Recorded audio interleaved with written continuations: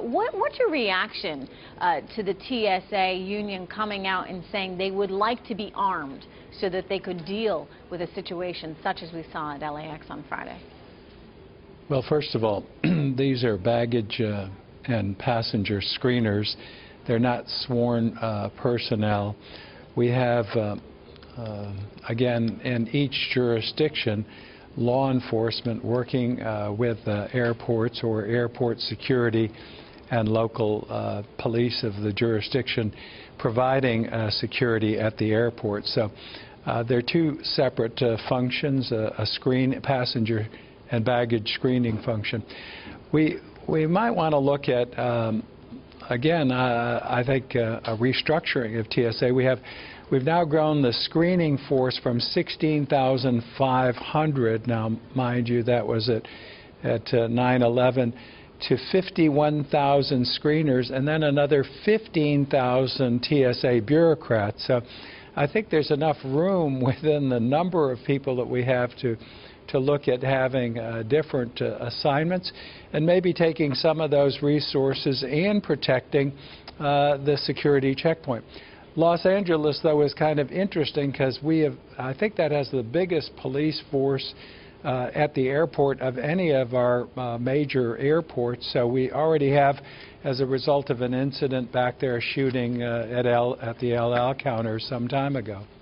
You know, Anthony, I got to tell you, I don't know how good I feel about the idea of TSA agents being armed with guns.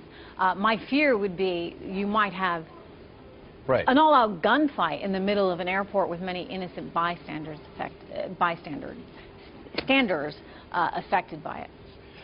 That's an absolutely real fear. Too many guns can be far worse than not enough guns.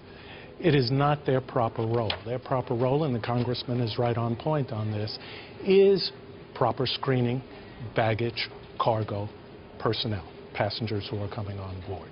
Should the government be the one responsible for that, or should it be private industry being contracted by the government? Well, both models exist globally, and both can be very effective or wholly ineffective. It really falls to management and government oversight of whichever organization is charged with performing the security function. Representative Mika, I know that you are pushing for privatization. You'd like to see private companies in charge of all of this. What's your thesis behind why it would work better? It's not entirely true.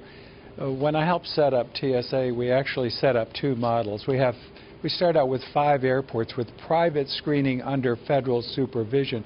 What was lacking on 9/11 was the government failed to put any standards in place or any order for TSA type operations.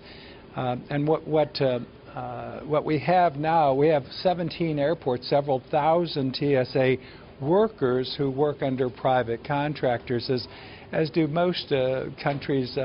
Even your toughest areas like UK, that's had a lot of terrorist attacks, Israel, they use private screening under federal supervision. We have that model already at 17 airports, and it works well. Israel, yes. In fact, I went to both Israel and UK this year. Very few of their screeners have uniforms. That's something that differentiates.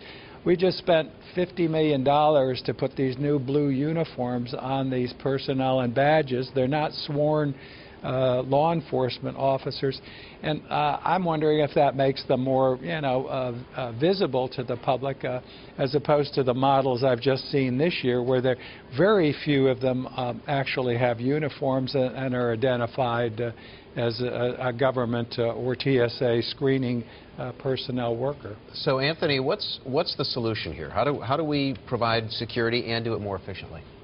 Well, TSA is only one of the problems that we have.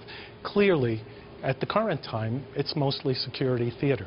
They do screen the luggage, they do catch a few guns, but many, many more weapons have passed through the system, and they've missed during audits many explosive devices, many weapons, etc. That's alarming. It's a management and training issue. They can be effective. The private force can be effective.